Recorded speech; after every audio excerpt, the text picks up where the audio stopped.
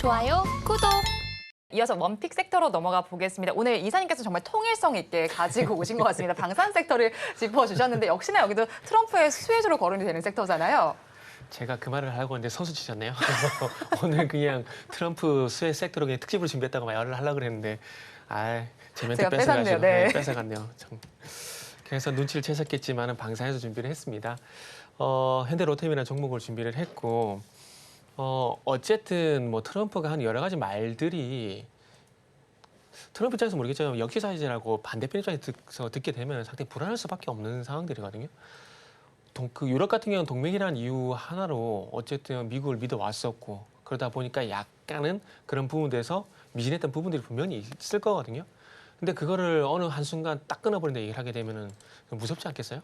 그러다 보니까 자체적으로 이 방위 계획이라든지 이런 부분을 세울 수밖에 없는 부분들이 있고 그러다 보니까 나토 회원국들이 GDP 2% 안팎의 어떤 방위비 증액을 하고 있는 상황입니다. 그래서 최근에 6개국에서 23개국으로 늘어난 상황이고 특히나 러시아와 인접해 있는 폴란드 같은 경우는 뭐 3%까지 올리는 그런 흐름들이 나오고 있는데 그 흐름들이 과연 폴란드와 루마니아로 끝이 날까라고 우리 한번 생각해 보게 된다면 아닐 수 있다는 거죠.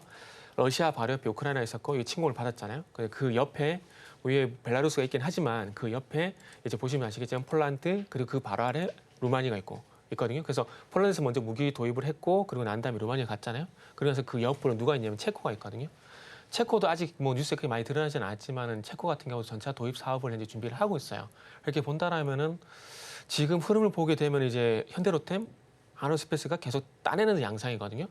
그렇게 본다면 체코도 만약에 전차 도입 사업을 하게 되면은 나올 가능성이 높다라고 봅니다. 왜냐하면은 천천히 뭐 10년, 20년 계획을 가져가는 게 아니라 바로 앞을 보고 준비를 하고 있는 거거든요.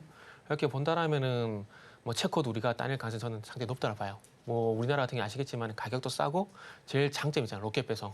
빨리 갖다 주잖아요. 그래서 그런 장점들이 있기 때문에 시간이 촉박하다는 점이 우리한테도 유리하게 작용이 전 될 거라고 봐요. 그리고 우리가 우크라이나 전쟁 이전까지는 첨단 무기 얘기 상당히 많이 했었잖아요. 알겠었는데 막상 전쟁을 하다 보니까 병력과 재래식 무기의 중요성이 더 올라가 버렸어요. 그러다 보니까 뭐 K2 전차, K9 같은 이런 무기들의 어떤 중요성이 더 높아졌다 보고 있거든요.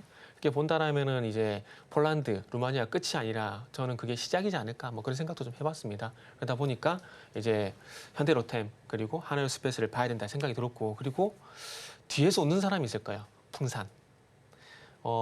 폴란드하고 루마니아가 얘들이 뭐 K9 자주파하고 이거를 자가용으로 운전하려고 갖고 온 건 아니잖아요. 무기잖아요. 그러다 보면은 비축도 해야 되고 훈련동 탄도 있어야 되고 그렇게 본다라면은 뭐 재판매를 해야 될지 모르겠지만 재판매 부분에서 보게 되면 포탄이란지 120mm 활강탄이란지 수요가 계속 증가할 수밖에 없거든요.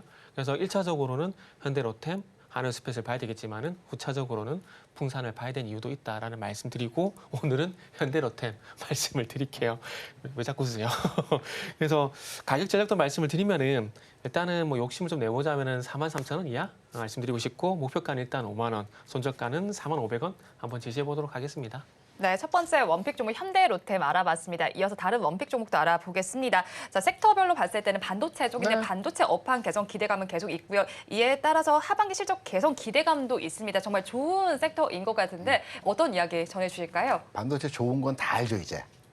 그런데 반도체에 대해서 삼성은 하이닉스만 갑니다. 삼성은 뒤늦게 출발했고 하이닉스 이미 올라와 있고요.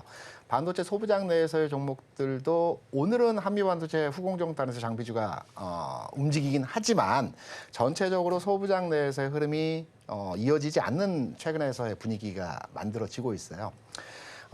주식 투자 한 2, 3년 해보신 분들 같은 경우는 소부장이 언제 움직이고 그리고 삼성 하이닉스가 언제 움직이지 아마 이해를 하실 겁니다.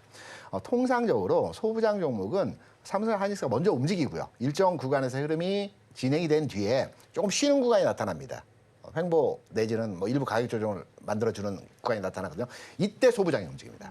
그래서 궤적은 비슷하게 움직이는 형태에서의 모습이 진행되는 과정에서 시차는 약간 시차를 달리 움직이는 형태들이 많이 진행이 되거든요. 그러면 소부장 내에서 저는 소재를 관심 가져야 된다고 생각을 하고 있어요. 장비단의 종목들은 주로 이제 AI 반도체와 연결된 종목들의 흐름들로 이미 시세를 한 차례 만들어 줬습니다. 그리고 어느 정도 쉬어가는 구간에서 흐름들이 나타나고 있거든요. 반면에 소재단에서의 그 종목들 같은 경우는 삼성전자와 궤적을 거의 비슷하게 움직여요. 그러니까 소재는 삼성전자와 같이 움직인다고 생각을 하시면 됩니다. 왜냐하면 주로 이제 그 전통적인 반도체 업황에 제일 먼저 1차적으로 진행되는 게 소재단에서의 그 종목들이 생산하는 부품들, 물건들에 대해서 삼성전자가 활용을 하거든요. 주로 용액들이죠. 그래서 소재단의 종목들이 오늘 장에서도 주가가 그렇게 흐름이 긍정적이진 않습니다. 뭐 일부 하락이 나타나고 있고요. 최근 상황 하에서도 가격의 등락차에서 횡보 흐름이 나타나고 있어요. 그런데 우리가 주식을 살 때 앞서서도 오늘 뭐 방산이든 뭐 재건이든 뭐 가상화폐든 올라갈 때 관심 갖고 그때 살려고 하지 마시고요. 다음 흐름에서 주가가 움직일 것으로 판단이 된다라고 한다라면 그 이전 단계부터 주식을 사는 게 기본적인 투자 전략의 일환이거든요. 그래서 저는 한솔케미칼 지금 가격적으로도 무난합니다. 저는 개인적으로 18만 원 수준이면 한솔케미칼에 대한 전략적인 접근이 가능한 구간에서의 가격 진행 흐름이라고 판단을 하고 있고요. 전체적으로 이 종목이 올라가게 되면 궤적을 삼성전자 동일하게 삼성전자가 7만 4천 원에서 8만 8천 원까지 올라왔듯이 20%가 올라왔듯이 주가의 흐름을 보인다라고 한다면 22만 원까지도 충분히 올라갈 것 같습니다. 전고점이죠. 그리고 손절이 중요하죠.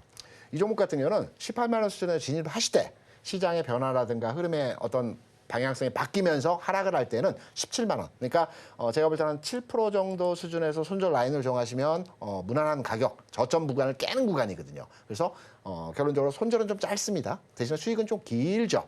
그래서 한솔케미칼 같은 소재단의 종목들에 대해서 현 시점에서 우리가 반도체 종목에 대한 공략을 하실 때는 관심이 필요하다. 이렇게 생각을 하고 있습니다.